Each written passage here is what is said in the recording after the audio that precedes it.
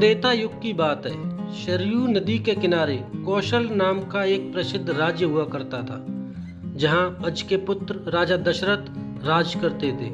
अयोध्या उस राज्य की राजधानी हुआ करती थी। यह नगरी 12 योजन लंबी और 3 योजन चौड़ी थी।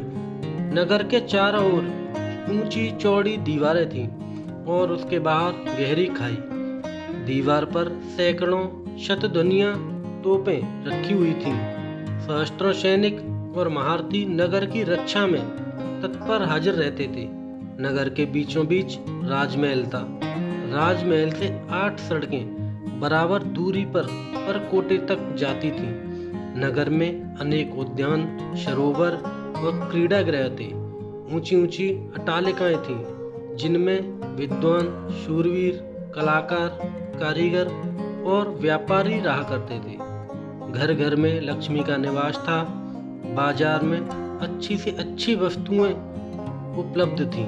नगर के लोग स्वस्थ और सदाचारी थे।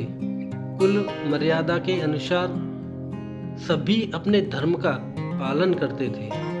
सभी जगह शांति, पवित्रता और एकता का वास था।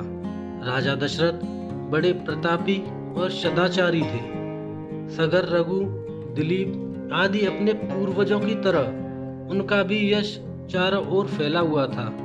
8 सुयोग्य मंत्रियों की सहायता से वे राजकाज चलाते थे। इन मंत्रियों में सुमंत मुख्य थे। मंत्रियों के अतिरिक्त वशिष्ठ, वामदेव, जाबाली आदि राजपुरोहित भी राजा को परामर्श देते थे। इनकी सहायता से राजा सदा प्रजा हित के कार्यों में लगे रहते थे। राजा दशरथ ने बहुत दिन तक राज सुख का भोग किया। उन्हें धन, मान, यश किसी की कमी न थी, पर उन्हें एक दुख था कि उनको कोई संतान न थी। जीवन उन्हें सूना सा लगता था। उनकी रानियां कौशल्या, सुमित्रा और कैकेयी भी इस कारण दुखी रहती थी। राजा ने इस विषय में अपने मंत्रियों और पुरोहितों से बात की।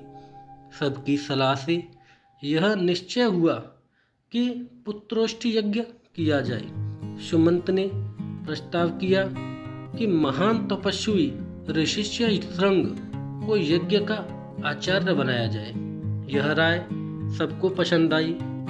यज्ञ की तैयारियां होने लगी। राजा दशरथ स्वयं ऋषि श्रृंग को बुलाने गए। सब राजाओं को निमंत्रण दिया गया।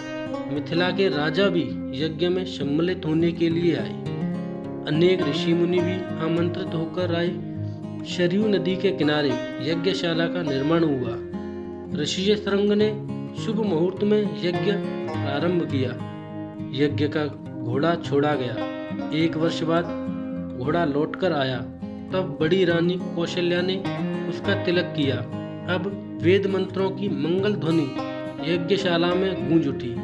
अग्नि में आहुतियां पड़ने लगीं। राजा दशरथ ने जब अंतिम आहुति डाली तो अग्निदेव स्वयं सोने के पात्र में खीर लेकर उनके सामने प्रकट हो गए। ऋषि श्रृंग ने अग्निदेव से खीर का पात्र ले लिया और राजा दशरथ को देकर कहा कि यह खीर पुत्रदायक है।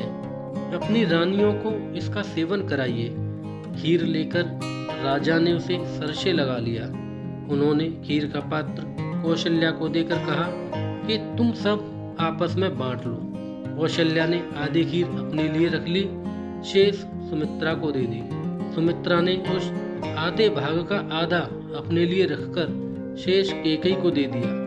कैकेयी ने उसमें से आधी खीर स्वयं ले ली और आधी सुमित्रा को ही लौटा दी। समय आने पर चैत्र मास के शुक्ल पक्ष की नवमी को बड़ी रानी कौशल्या के गर्भ से श्री राम ने जन्म लिया। इसी तिथि पर हम आज भी रामनवमी का पर्व मनाते हैं। मंझली रानी सुमित्रा के 2 पुत्र हुए, लक्ष्मण और शत्रुघ्न। कैकेयी के 1 पुत्र हुए, उनका नाम भरत रखा गया। बड़ी धूमधाम से पुत्रोत्सव मनाया गया। राजमहल में मंगलाचार होने लगे और स्त्रियां बधाई देने लगीं, नाचने लगीं। देवताओं ने फूलों की वर्षा की। अप्सराएं नृत्य करने लगीं। राजा और प्रजा के हर्ष का ठिकाना न रहा। चारों राजकुमार बड़े सुंदर थे धीरे धीरे वे बड़े हुए और साथ साथ खाने खेलने लगे। चारों में बड़ी प्रीति थी।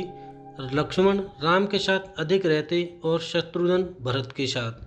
चारों भाई जब अयोध्या की गलियों में खेलने निकलते तब उन्हें देखकर लोग ठगे से रह जाते।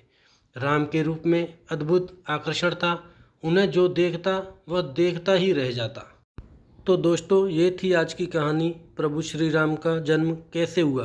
कहानी पसंद आई हो तो चैनल को सब्सक्राइब जरूर करें।